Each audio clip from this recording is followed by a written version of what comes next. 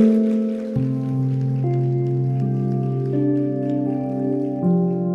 that, Frank. I'm Stewart Brand from the Long Now Foundation. It's funny, a while ago we had John Rendon, who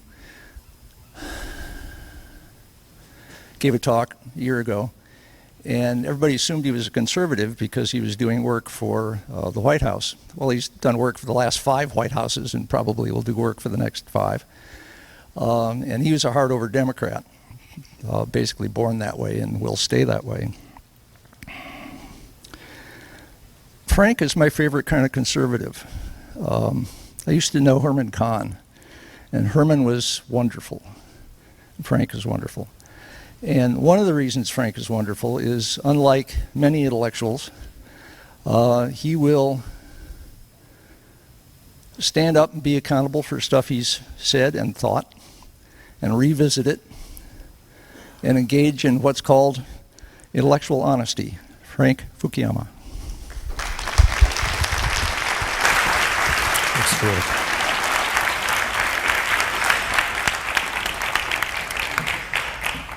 Well, thanks very much, Stewart. I'm really grateful to the Long Now Foundation for bringing me out here. I was actually supposed to have given a lecture in November, but I had a little accident on my bike.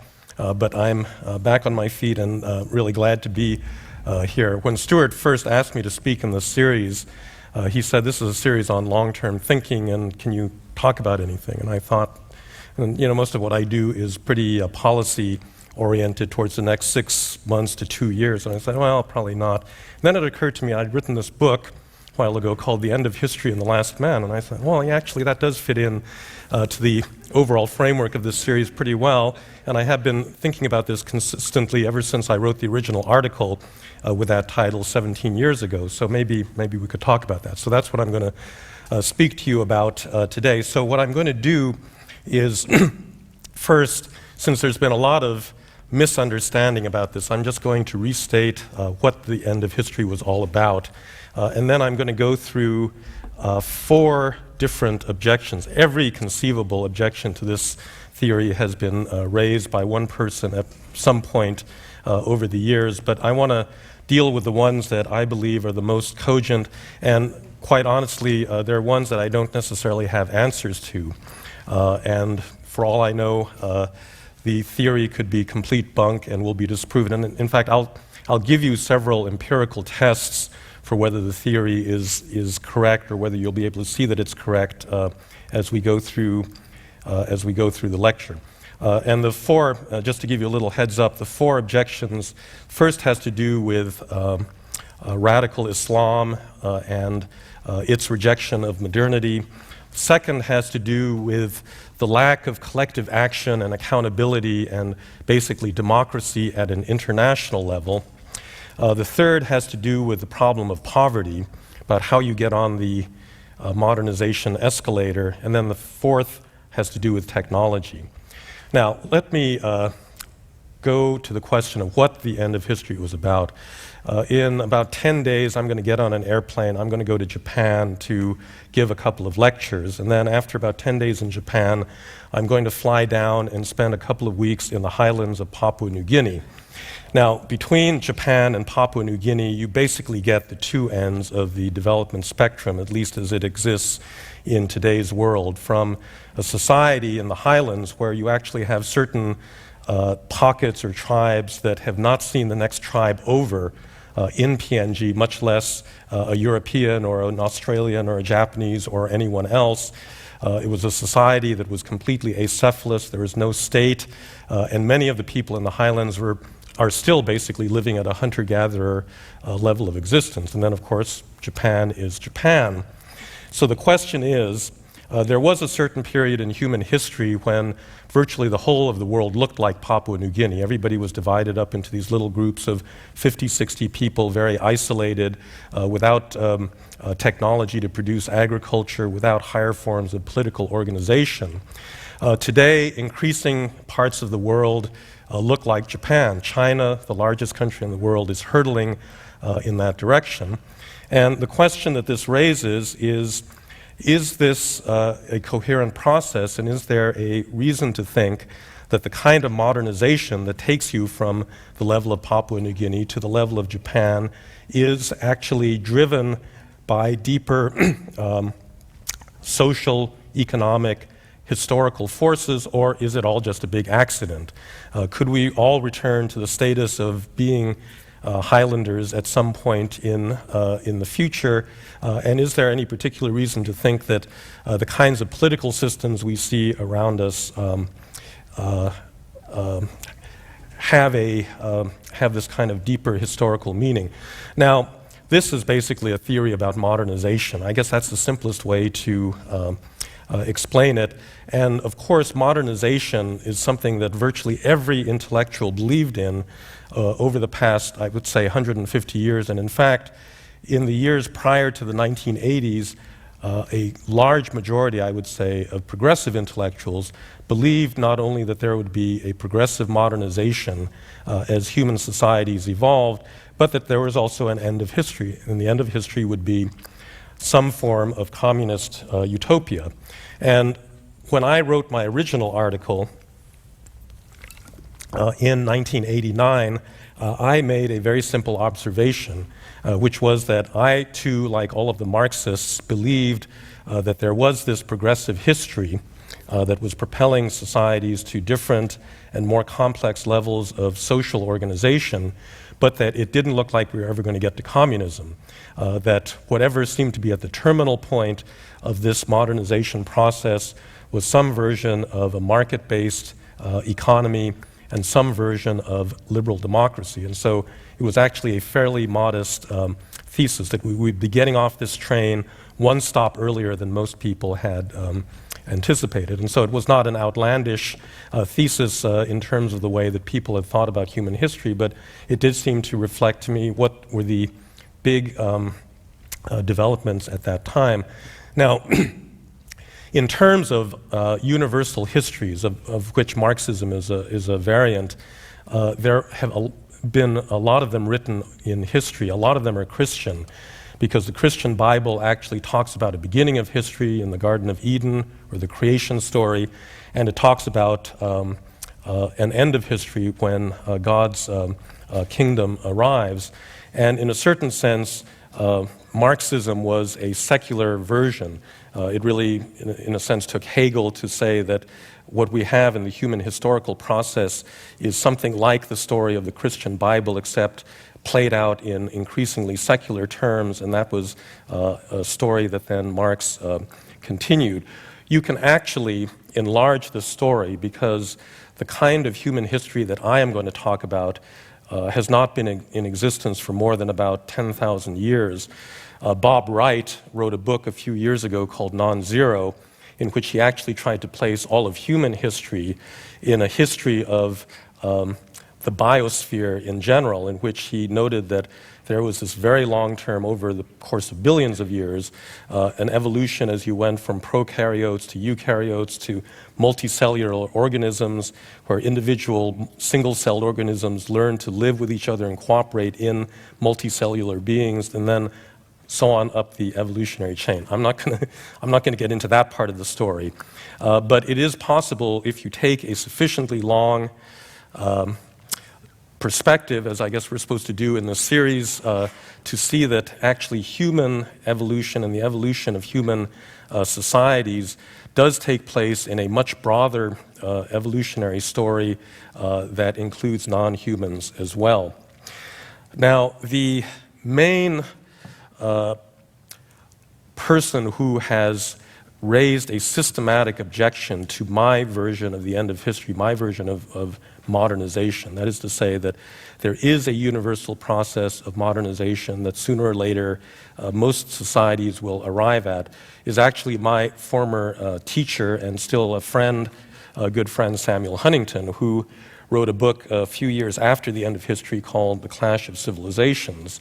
And he made a very different kind of argument. He said that the evolution of human societies in the direction of liberal democracy was a kind of accident, that culture is the ultimate way that the societies define themselves, that there will be 7 or 8 major cultural groups that will be largely invariant, and that what I see as a universal set of values, potentially universal set of values and institutions that were developed in the West are actually the cultural emanation of the particular Christian culture that happened to develop in this particular part of Northern Europe at a particular historical time. But that if you grew up in a Hindu or a Confucian or an Orthodox Christian or Muslim cultural context, there is no particular reason to think that you will develop similar sorts of political institutions. And so, in a sense, his view is that all of the developments that we have experienced in modernizing societies is really culture-bound, and that ultimately you can be modern. You can have an Islamic Republic of Iran that could presumably produce semiconductors and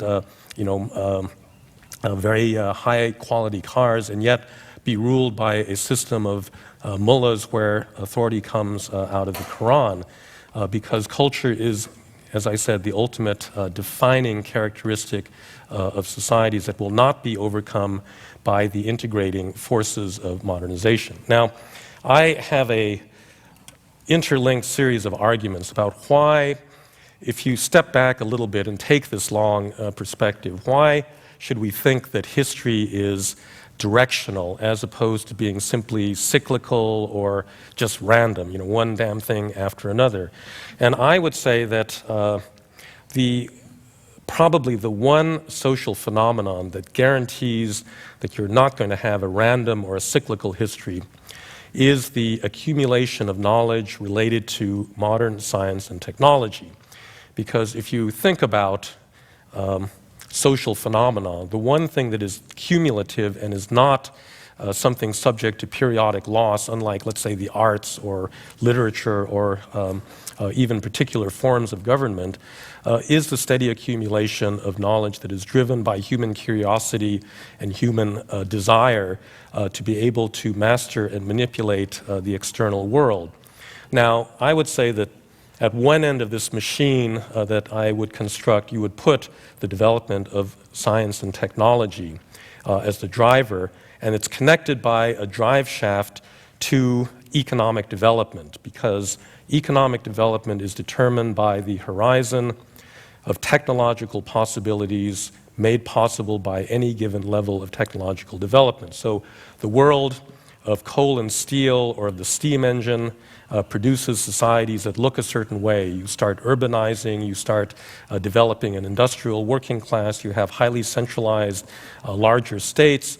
But that is very different from the kind of world that emerges after the microprocessor, after the internet, in which power tends to be more diffuse, in which it is much more difficult for centralized hierarchies to control the flow of information, the flow of power, the flow of resources. And therefore, each one of these economic ages is going to differ in systematic ways from the one that preceded it, determined by the level of technology. And I think that is fairly well accepted. The process of industrialization, as you go from resource exports to light manufacturing to heavy manufacturing to full industrialization and then to a post-industrial society, that's a pattern that's been replicated by late developers, whatever the cultural starting point from which they start off.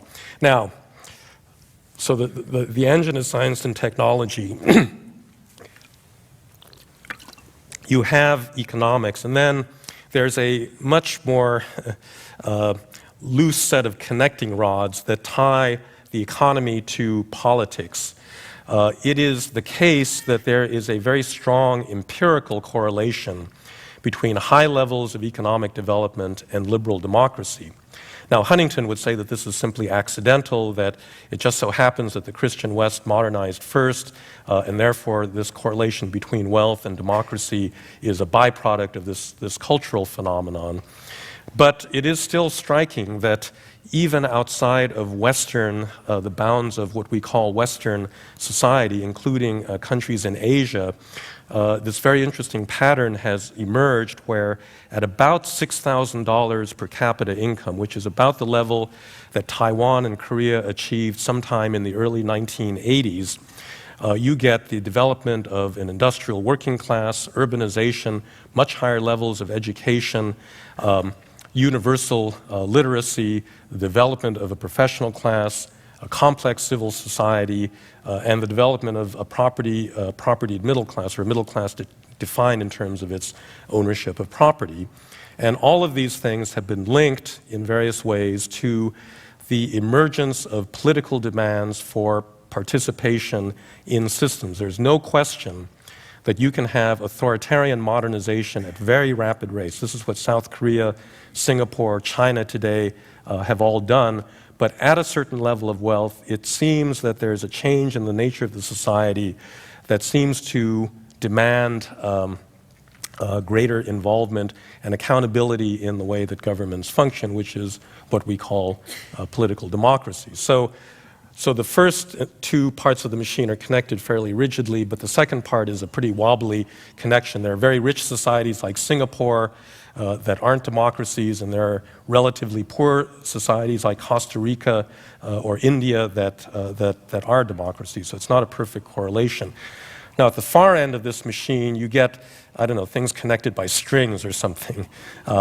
Because when you get to the realm of culture, I actually agree with Huntington that the connections are not that great. I believe that ultimately you are not going to get a homogenization of cultures around the world. And in fact, I would hope that we do not get a homogenization of cultures, but there probably is something in the boundaries of cultural evolution that needs to take place in a really modern society. One of them may be secular politics, because among other things, it doesn't seem like it's very safe when religion enters politics in a big way, or when you get politicized religion. But I think it's probably safe to say that at the end of this train of gears, or whatever they are, that cultural homogeneity, we're never going to become what Huntington calls Davos man, this global cosmopolitan, globalized, technology-using consumer, self-satisfied consumer, thank goodness. But the rest of the process, it does seem to me you can make an argument that there is this kind of set of connections. And the question is whether the institutions that we see in currently modern societies are actually, there's no question that Huntington is right, that this stuff appeared in the Christian West for reasons having to do with a particular set of cultural and historical events that took place in early modern Europe.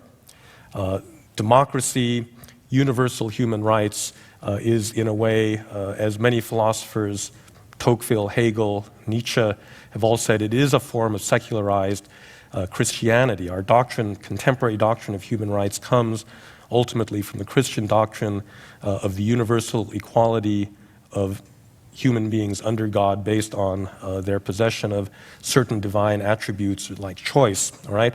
So there's no question that historically there was this connection, but the question is, once you discover these institutions, do they become functional in a way that they are usable by any other civilization, regardless of its cultural starting points?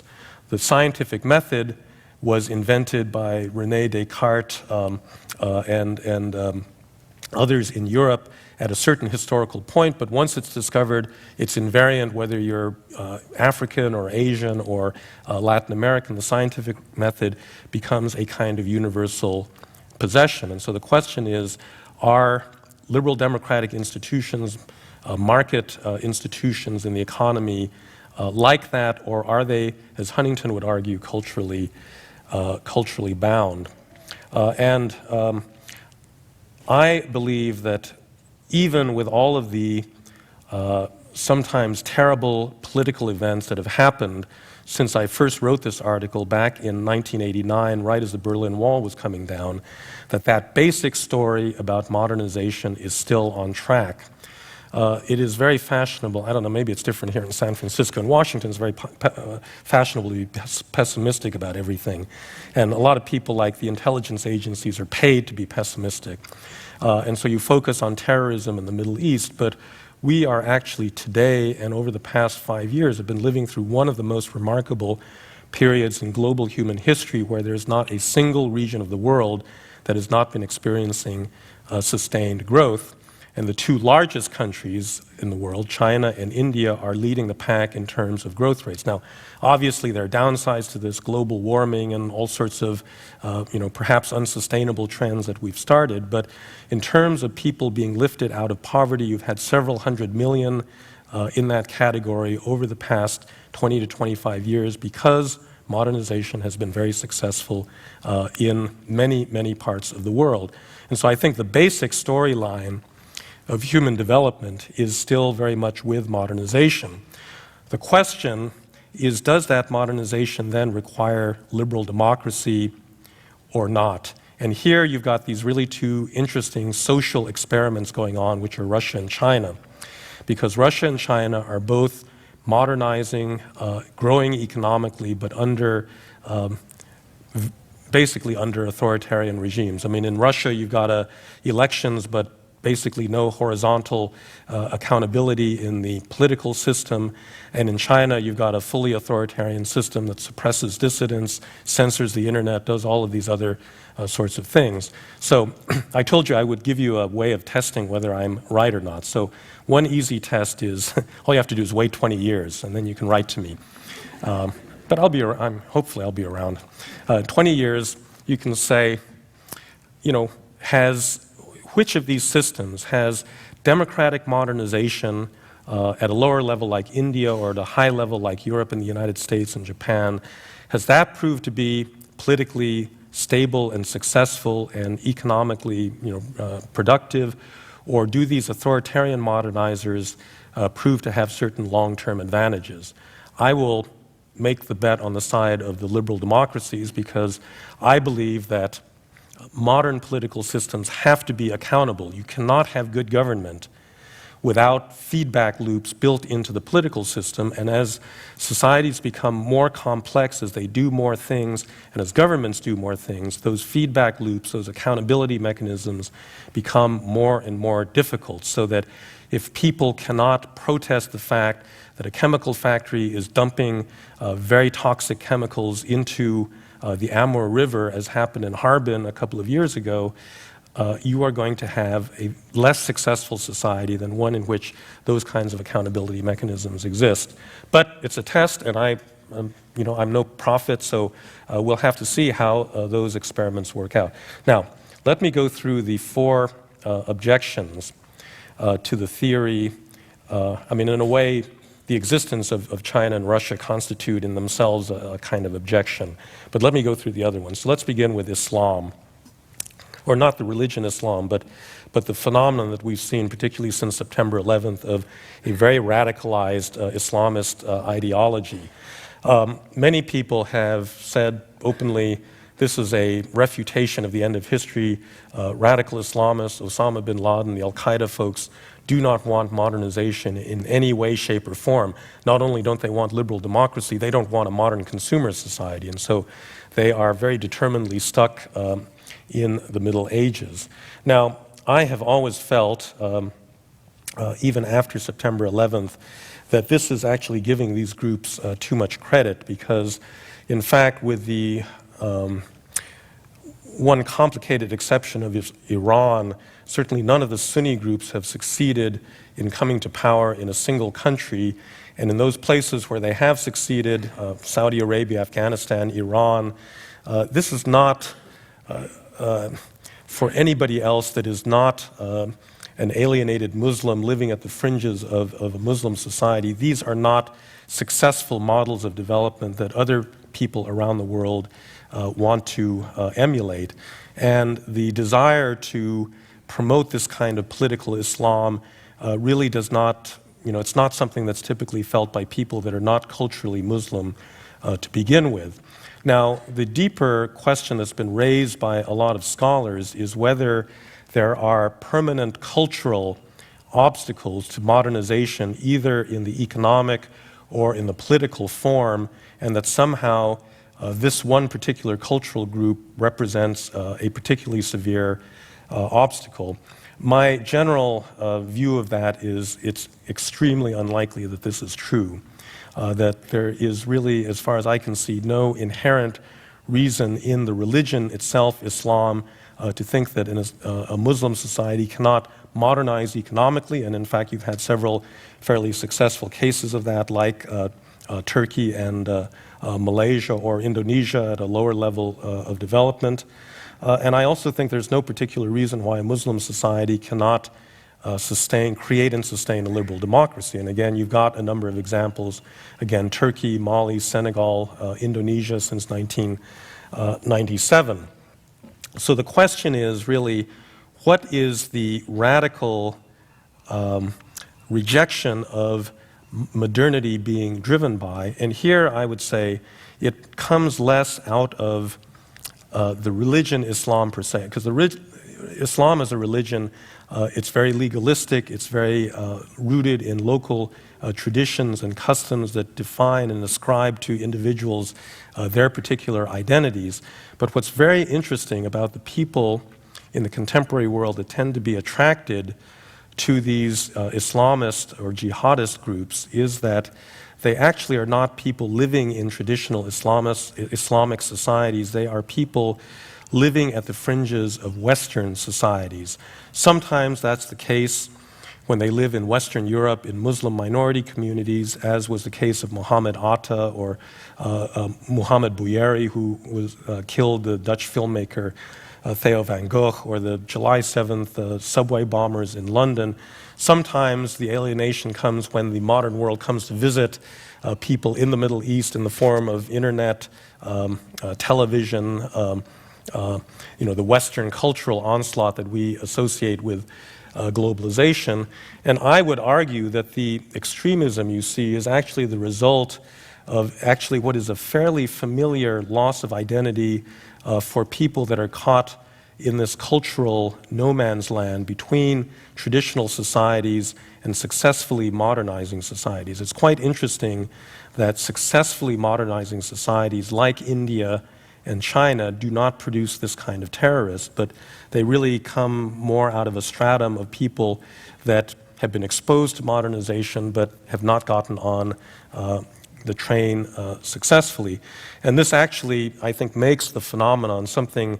It's not that it should make you feel good about it, but it's something we've seen before, because that was the classic sociological explanation for the social origins of both fascism and Bolshevism, that typical Bolshevik or fascist was a working class person who did not find a home in the industrialized world, just left the village, the tightly woven community, now living in a big city without a clear identity. Hitler comes along and says, I'll tell you who you are a German, and I think Osama bin Laden in many ways has been doing that. He says, I'll tell you who you are, you're a member of this global Muslim ummah, and I can define your identity very precisely in terms of the following ideology. So that doesn't mean that we are not going to have a lot of big problems dealing with this political movement now, but I just do not think that this is, rises to the level of a civilizational challenge. Second big objection to my theory has to do with the problem of international society and democracy at an international level. Now, we have these things called nation-state democracies, the United States, France, Japan, South Korea, so forth. And actually, after a couple hundred years of political development, we pretty much know, there's a lot of variance, but we pretty much know what the institutions of a modern liberal democracy ought to look like. What we really do not have in the contemporary world are mechanisms that enforce a certain degree of accountability and reciprocity and that's another word for democracy, at an international level. And one of the things I think that's been quite striking, traveling around the world after the Iraq War, is the degree to which this has been exacerbated by the overwhelming dominance of the United States at a whole variety of levels. The United States today spends as much on its military as the entire rest of the world combined. The British, at the height of their empire, tried to size their navy so it would be as large as the second and third largest navies, and we beat everybody combined.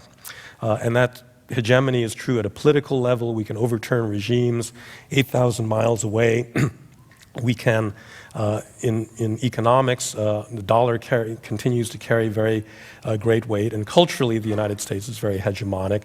But it sets up the ground for a huge amount of anti-Americanism in the world, I think ultimately because of this lack of both what non-Americans regard as American accountability, and the lack of mechanisms of reciprocity. I don't know how many non-Americans I've heard say in the last few years, I really wish I could vote in an American election because who you elect as president has a big effect on my life, but American presidents are only accountable to American voters. And so I think there is a kind of institutional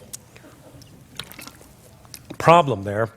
Institutional problem, by the way, that I do not believe is ever going to be solved by the United Nations. I think it's going to be solved by actually a layering of multiple and overlapping international institutions, many of which will not look like traditional international organizations that I believe simply have to populate the world as one of the consequences of globalization, because globalization does create winners and losers. And if you're going to keep the world stable at an international level, those kinds of mechanisms of accountability have to be there. So that is a task. I don't know whether it'll be accomplished, but I think it's a task that's crying out to be done.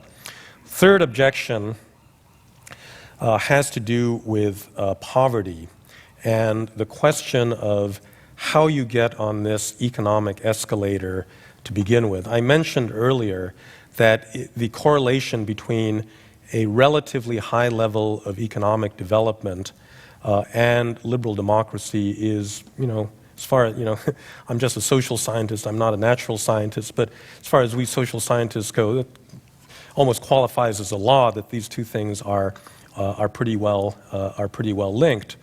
But that presupposes that you can somehow get yourself up to the level of $6,000 per capita, and it turns out that that is actually not that easy for many societies. And there's a big chicken and egg problem here. The problem with development, I think, is really not the question of resources.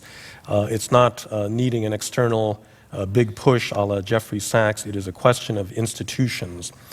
You cannot have long-term economic growth unless you have a state, and unless that state can do things that states are supposed to do, like provide public services and public goods, maintain a basic rule of law, domestic order, defense from enemies, and the like.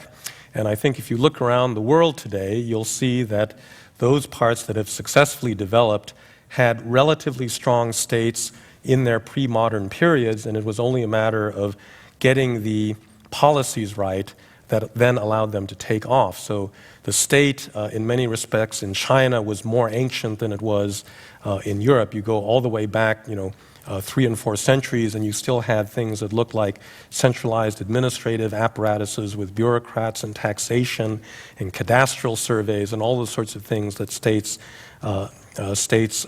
undertake. And so it actually wasn't that big a leap for a relatively strong state like China to figure out that communism was a kind of stupid economic policy, replace it with one that listened to market signals, and then they take off like gangbusters. But in many parts of the world, including where I'm going, Papua New Guinea, and including many parts of sub-Saharan Africa, there was not a prior tradition of stateness. There were in certain parts of Africa, but in many other parts of the developing world, you had institutions that were at a lower level of development than anything that we would call a state. And in many other parts of the world, what institutions you had were severely disrupted by colonialism. And I think the case of this was clearly the worst in Africa, where you had a whole variety of traditional institutions at the time of European colonization and colonization came very late there in the 1870s and 1880s. And the Europeans basically, by the time they got to Africa, didn't want to give them real institutions because they wanted, they're kind of exhausted. They were looking at each other warily in the decades prior to the Great War, and they wanted to do colonialism on the cheap. So instead of what the British did in India, which was spending a 200-year period building Indian institutions, they tried to empower local elites. They did various variations on local rule that managed to undermine traditional institutions without transmitting anything like modern state institutions. And I think that this is one of the big problems in global development right now. You cannot solve the poverty problem and get people on this escalator that'll get you up to this $6,000 level without being able to solve this prior question of having a state and having a political order that can provide these sorts of basic services. I would go further than that and say that there is actually an important degree to which the current international system actually promotes state weakness in a whole variety of ways. Sometimes we kill countries by kindness. About 8 to 12% of the GDP of every sub-Saharan African country actually comes from the international donor community. So it's not lack of generosity, I think, that's the problem. But what happens is that when you transfer money on those levels, you also infantilize countries because they actually don't need to create their own institutions. They can rely on NGOs and external donors to do this. In a lot of cases, we freeze conflicts.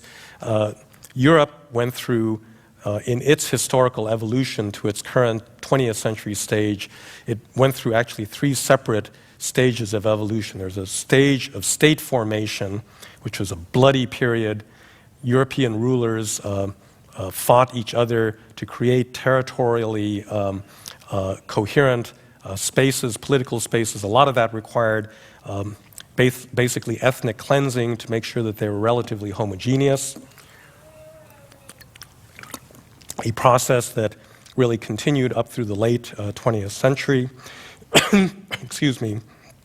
Second stage was the implementation of a liberal rule of law that restrained the sovereign. And then finally, and only at the end, you had democratization. And that process that took 500 years in the case of a country like France, we are expecting developing countries to replicate within a generation. Excuse me. And so for that reason, the problem of poverty remains. Well, I've been fighting a cold for the last week, and my voice may be giving out. Fortunately, we're at the 4th point now.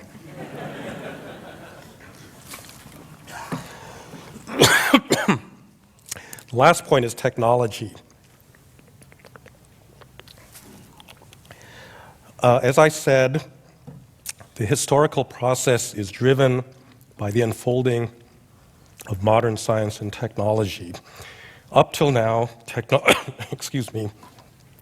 technology has been able to solve the problems that it set for itself, particularly the problem of economic productivity. There's no particular reason to think that this will continue forever.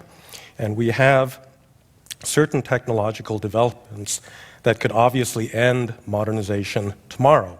The one that we've been particularly worried about is the question of global warming. But there are others as well. There's been a democratization of military technology, the whole problem of weapons of mass destruction democratizes extremely powerful means of destruction that used to be only in the possession of nation states. Now individuals potentially can employ it. And there are other issues as well. The ability to shape human behavior in very subtle ways through biotechnology is another issue that I have written about in the future. And there's no guarantee that our political institutions will keep up with this pace of technological development. You just look at the collective action problems that are engendered by dealing with global warming, and you see some dimensions of that problem.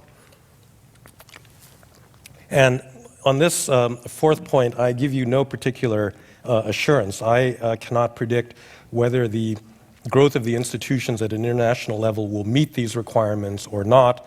And if they don't, I think that the technology itself that has been the source of this broader story that I've been telling you about modernization may bring all of that to an end.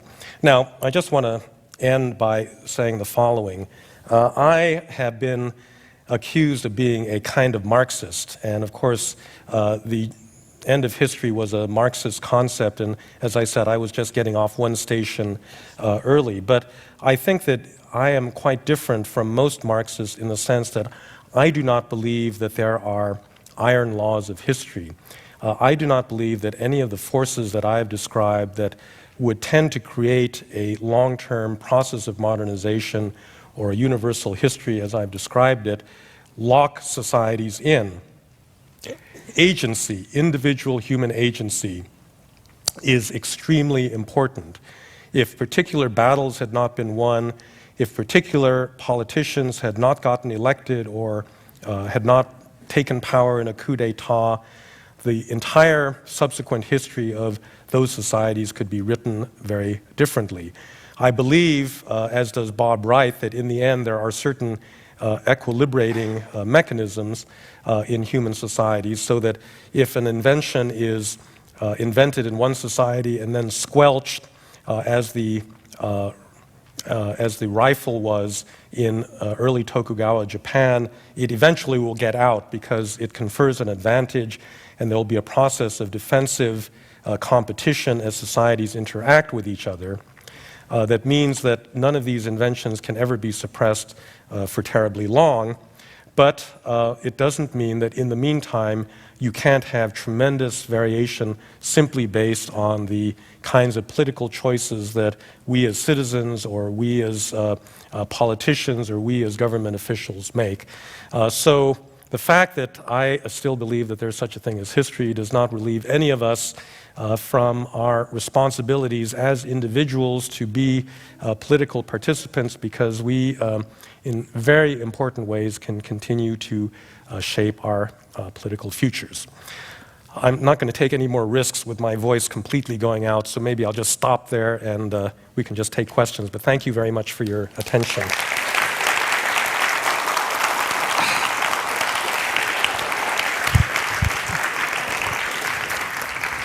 Take a long drink and a long breath there. Thank you, Frank.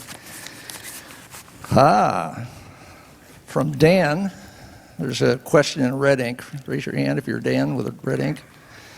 Do you believe in Jared Diamond's collapse scenario could happen on a global scale? And I would ask, while we're talking about Diamond, he got his start on the guns, germs, and steel thesis in Papua New Guinea. That's right. Where they were saying, how come I'm carrying your stuff? Well, yeah, I've got a lot to say about that. First of all, as I just said, I think that you could have a civilizational collapse for very straightforward reasons. I mean, if some of the more dire predictions about global warming are true, it's probably too late to do anything about it, and we could cook ourselves, and so there are various ways that could happen. I think, though, that his so it's a good warning on a general level. I do think, however, that there is probably more robustness built into human societies than collapse suggests.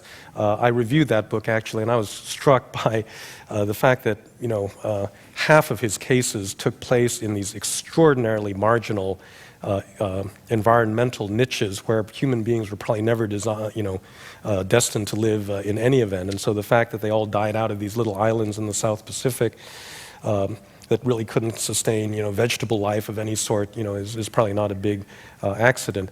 There's a much more important issue with regard to development that he raises in Guns, Germs, and Steel, which is that he's basically a materialist determinist in a sense. I mean, that was the big thrust of that book, that most people looking in development would say, well, it's institutions, it's culture, it's politics and so forth. And he said, no, that's not right. It's the material endowments, the disease burdens, the mineral resources, other sorts of things that countries were given not as a result of their own choice, but by nature.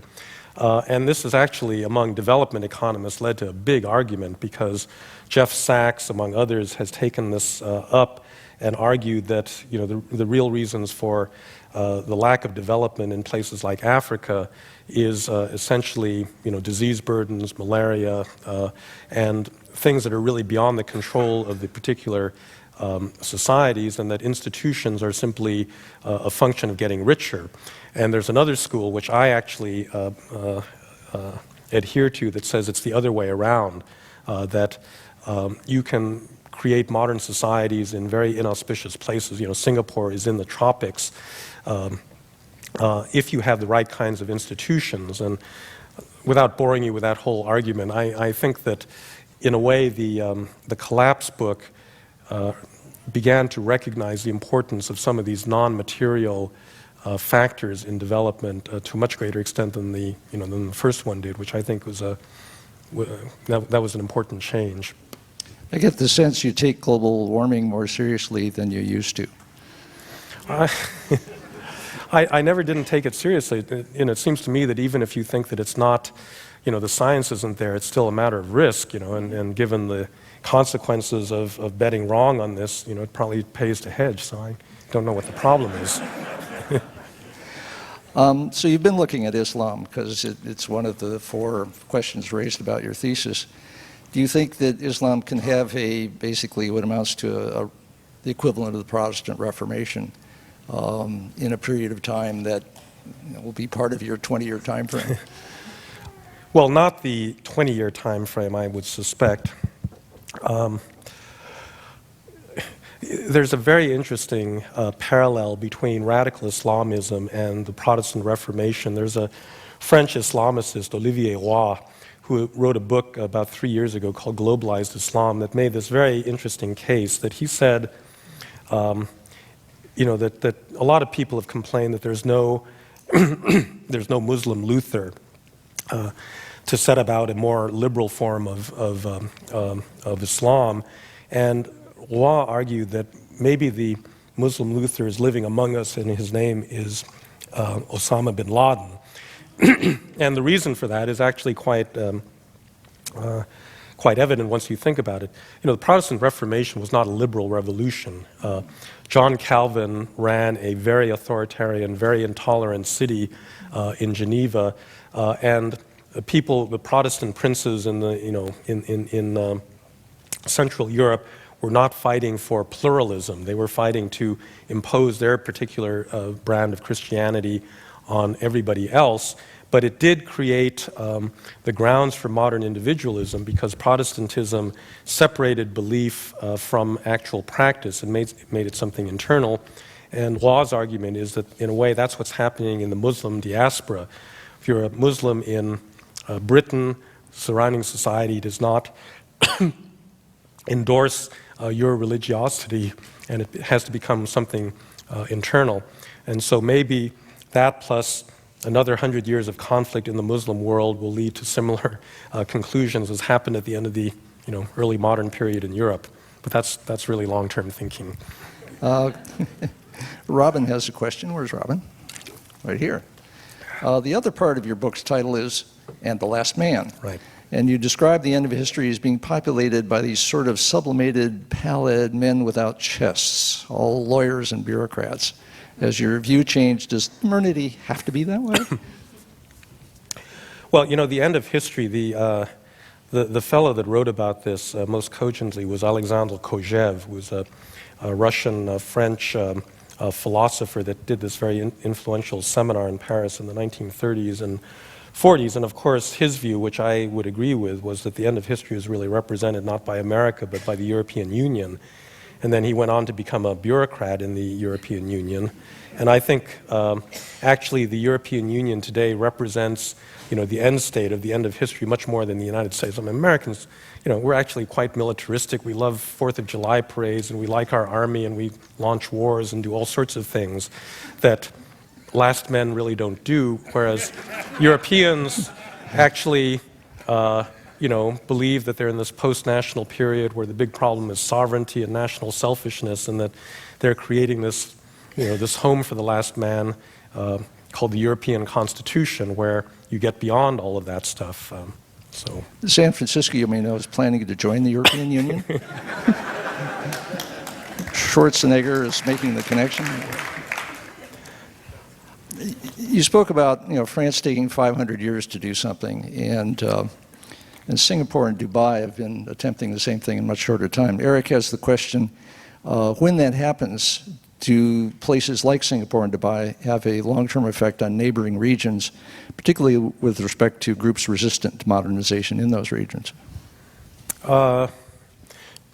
Sometimes yes, sometimes no. I think that sometimes they serve as positive examples. Taiwan, for example, I think was extremely important in changing the thinking of the Chinese communist leadership, because they saw Chinese society just across the Taiwan Straits that was growing like crazy because it had a market economy, and I think they drew some lessons for that. But on the other hand, modernization produces all of these complex effects. It's very socially disruptive, and so there are other places that could be destabilized by very rapid modernization. Well, it's interesting. There is Taiwan kept much more of the traditional Chinese culture, herb shops and things like that, than mainland China did. And so another part that seemed to go across the straits was some of the traditional Chinese practices. Yeah, well, of course, I mean, you had communism intervening in China, which went after Confucianism and the family and many aspects of traditional Chinese culture. So that may be part of the explanation. Of course, a couple of political ones. I know you don't mind, because you had a whole ravening group of communists in New Hampshire or somewhere. Yeah, that's right. After you. Marxists, sorry, we don't have communists anymore, except in Cuba. This one's from John Renish. What do you think of the Project for a New American Century, which you endorsed back in 2000? And since then, it's been pretty thick in U.S. foreign policy. Yeah, well, I don't know. I find it very amusing, all these conspiracy theories built around the Project for the New American Century, because this was basically Bill Kristol in a fax machine. And every time, every time he thought something ought to be done, he'd send a fax around to all of his friends, including me, and say, well, would you be willing to sign this letter? And so on a couple of occasions, I signed the letter. And I don't think that as an organization, it represented anything more than that. Now, underlying that were all sorts of networks of people that had worked together in different administrations and, with common educational, Bill Kristol is actually, I inherited his apartment in Cambridge because we were classmates in graduate school, in the Harvard government department. So, so you have all these social ties that go back, but they're, that organization in and of itself, I don't think was important. And since then, you started a magazine. You want to say a little bit about that? Oh, free advertising. All right. I started a new magazine called The American Interest. My article, The End of History, had originally been published in a magazine called The National Interest, which went under new management about 3 years ago that I didn't like, and so I left that. And it seemed to me that, in the late 1940s, centrism and bipartisanship were really very popular. And then we entered this 30-year period where it was just not cool to be centrist, and everybody was pushing the envelope on both ends of the political spectrum, mostly on the right, but then on the left in response to that. And you could always get airtime for yourself by trumping and saying something more outrageous than the last person. I mean, Ann Coulter is now, the absolute queen bee of all of this stuff. But I think that, that period is over now, because I think that if you don't get back to some kind of reasonable discussion that doesn't begin from your political label, but begins with actually the problem that you have to solve, then you're not going to get anywhere as a democracy. So the American interest was founded with that in mind. The other thing about it is that it relates to this business about America and the world, because when we started the magazine, a lot of people would say, I just don't understand what the United States is right now. And that wasn't just non-Americans saying that. I mean, I think a lot of Americans can't figure out exactly what's going on in the country. And so the magazine was designed both to promote that kind of reasonable political discussion, but also to try to explain the United States to everybody else, and to try to reconnect the U.S. with the rest of the world. Okay, one more partisan question. This one from Diane Pfeiffer. 2 words, Scooter Libby.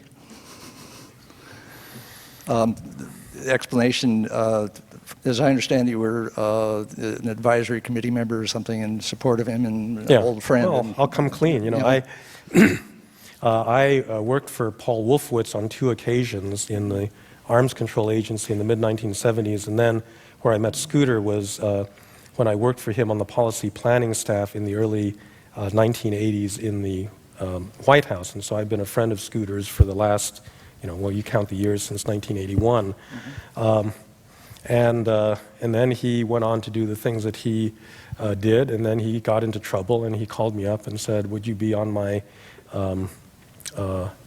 whatever it is, committee, legal defense committee? And I said, of course, you're an old friend of mine, and it's quite independent of my, at this point I had already written my last book, America at the Crossroads, in which I explained why I was bailing out of this whole neocon way of looking at the world. But that doesn't mean that you're not a friend of who you're a friend of. So that's the only explanation. Say a little bit about your book, America at the Crossroads, is in the outside the theater, and I recommend it.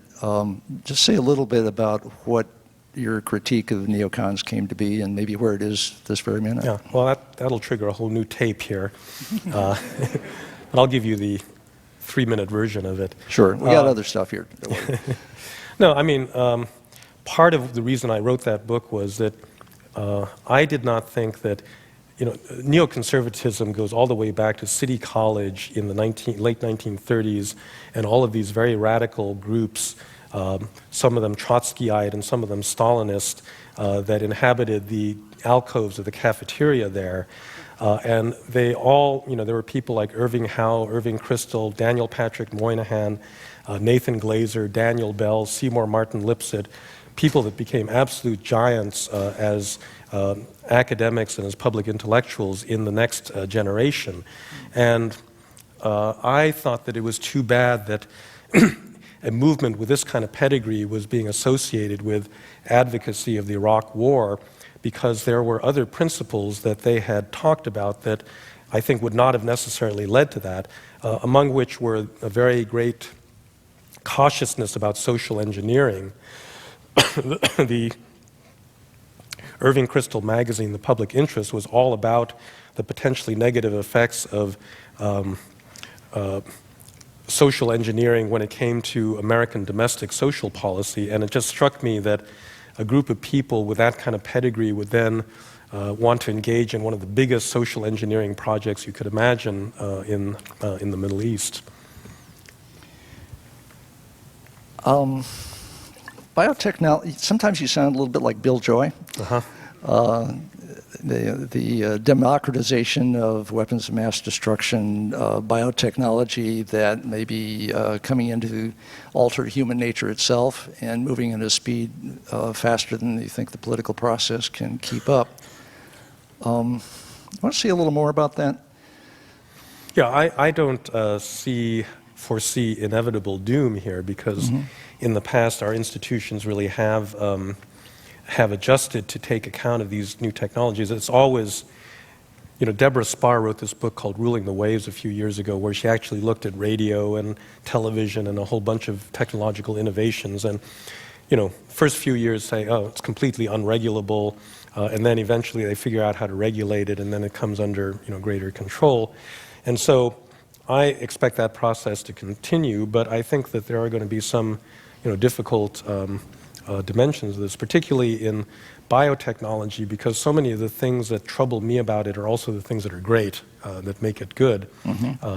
The fact that it's therapeutic means that it's an undoubtedly good thing to promote, but the same drug that can be used for therapeutic purposes can be used for enhancement purposes in ways that, you might find, or one might find ethically questionable. And so I think as a problem of political control, it's a tough one.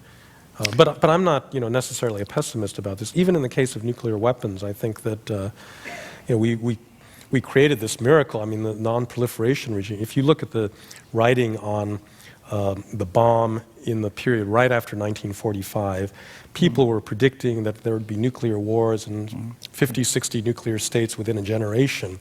And that simply didn't come to pass. We got close a couple times. We got close, but yep. There's been 3 talks in this series talking about the singularity, the idea of accelerating technology, not only getting ahead of the political process, but basically getting ahead of history and everything else so that one can't know what's coming next. Ray Kurzweil gave the full story on that. Bruce Sterling mocked it. And Werner Vinci came here and gave 3 scenarios of how he thought it might not happen, but he still thought it probably would happen. Now, Roger Smith, who's here, raised the question, Bruce Sterling sees a threat that human cognition will become industrialized by hyper-acceleration of technology, leading to their version of the end of history, which is the singularity. I don't have an opinion about that. I mean... Wow! This is the end of history. This is your stuff. Yeah, I know that. It's the Christian rapture, only, modernized. Right. I am not convinced that the story of ever-accelerating technological change, at least as it plays out in society, is necessarily one that I accept. This is one comparison that I have asked my students to think a lot about. If you compare the nature of American society between the years 1850 and 1900, and between the years 1950 and 2000, which of those produced greater changes in the way that Americans lived? And I think without question it was that earlier period. In 1850, majority of Americans lived on farms in isolated places without good national communication. By the year 1900, they were living in cities in industrialized circumstances, mass education, all sorts of really important social changes brought about by essentially industrialization. If you look at between 1950 and 2000, of course there's the internet and information technology, which has had a big impact, but we're still living in a carbon-based set of energy technologies. Many other things we have more of, but in many respects the rise of female empowerment, diversity, a lot of other big social changes. But in many respects, I'm not sure that those collectively were as great as the ones experienced a century before. And so I guess... So essentially, we could have a singularity and barely notice. Or it could be that the social response to this acceleration is equilibrating mechanisms that exist on a whole variety of different levels that tend to push back against whatever change is taking place. But let me raise a cell phone question in this context. So when you go to Japan, you'll see Japanese schoolgirls pushing the edge of the possibilities, what you can do with a cell phone. Here comes the iPhone, it's going to push another set of possibilities. And when you go to Papua New Guinea, probably pretty far in the bush, you're going to see folks with cell phones.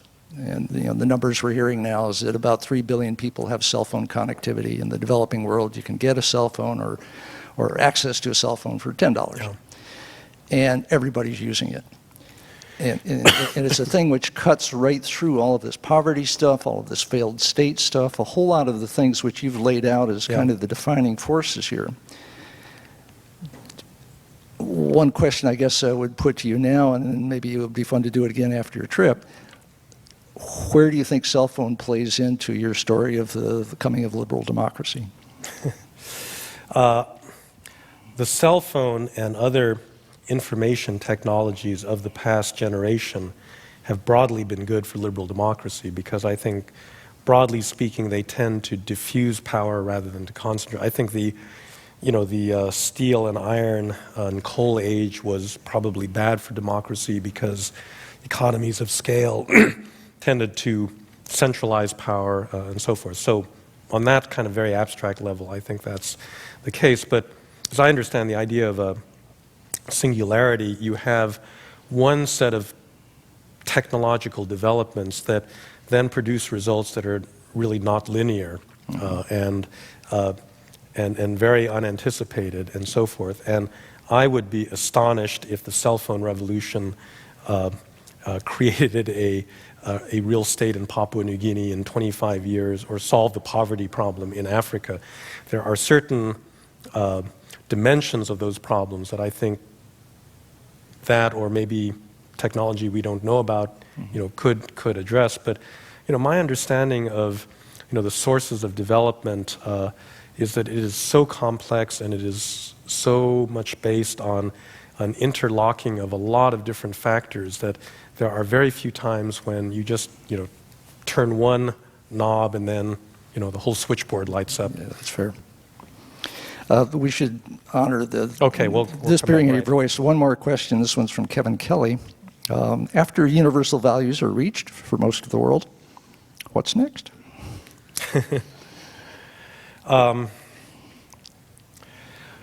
Well,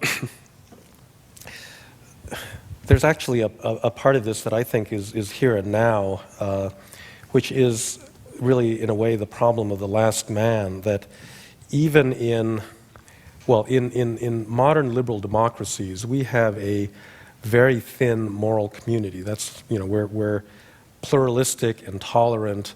We do not impose very strong opinions about good and evil on people that live in our societies. And for the most part, this is not adequate for a lot of people, that they don't want to just be recognized as free and equal human beings, equal to every other human being on the earth. They want to be Quebecois, or they want to be, women or members of indigenous community, or Ukrainian, or some other source of communal identity that is not universal, but that does have stronger values or is bound by, something tighter than just citizens in a impersonal democracy. And this is why identity politics has, I think, become so important in all developed societies. And there's some versions of identity politics that then actually corrode the basis of liberal democracy itself. They're facing this problem in Europe already. If a Muslim family wants to force their daughter to marry somebody back in Morocco and she doesn't want to do it, right? What does the state do about that in terms of, do you enforce her rights as a free citizen, or do you defer to the community's interest? And there's just a whole series of problems that we are living with now because of this tension between group rights and individual rights. And do you see a trend? Well, obviously, for a long period from the 60s up until the past decade, the trend was towards multiculturalism and towards the acceptance of group identities increasingly. I think what's interesting in Europe right now is that there's been an absolute revolt against this because of the violence that you've seen in Holland and Britain and elsewhere. And in fact, the Dutch are kind of at the extreme of this because they not only recognize groups. I mean, Protestants and Catholics and socialists are all organized with their own political parties, schools, trade unions, newspapers. And when the Muslims showed up, they just said, okay, you can have your own pillar, which is, it's kind of the ultimate version of this identity politics. But the problem was that it turned out that people in the Muslim pillar were not actually feeling like they were part of Dutch society. And so there's been this big backlash against that and towards the feeling that you have to have a broader, more inclusive national identity. And so we'll see where we go with this because... Well, I'll pursue this for a minute because it does really challenge your thesis in a sense. You were saying Yeah, it does. the European Union is the model. Yeah. But the European Union is having more of an identity politics That's right. issue than the militaristic, jingoistic U.S. This is the other another way in which I could be falsified is if you get backlash movements, for example, against immigration in Europe that undermine the liberal basis of European society, which I think is conceivable. I wouldn't bet on it, but it's conceivable. Yeah, I mean, my So thesis then would be wrong. the book you'll write then as well, History is Back On? Well, you know, this is really, no, I mean, I would say that Huntington then would be right. I mean, this is a retreat. You know, this is the basic difference between us. That he believes that these communal identities are primary and that you're never going to get beyond them, and that liberal institutions and globalization, whatever forces for integration they represent, are not strong enough to melt this kind of communal glue. And I believe that the integrating forces are strong enough, that the defeat of them by these primordial attachments is not given. And that's, you know, that's the essence of the dispute between us. That's clear. Do you think we'll know by 2050 which way it's going? I would hope a lot sooner than that, because I think a lot of this stuff is going to hit a crisis, you know, much sooner than 2050. Say just a little more. European goes in crisis because of no more immigrants? Yeah. You're already seeing a lot of that, and backlash politics. You're seeing that in a different form in this country as well. And so I do think this is actually going to play out in the next decade, and we don't have to wait till 2050 to see. Okay, well, thank you very much. All right, thank you.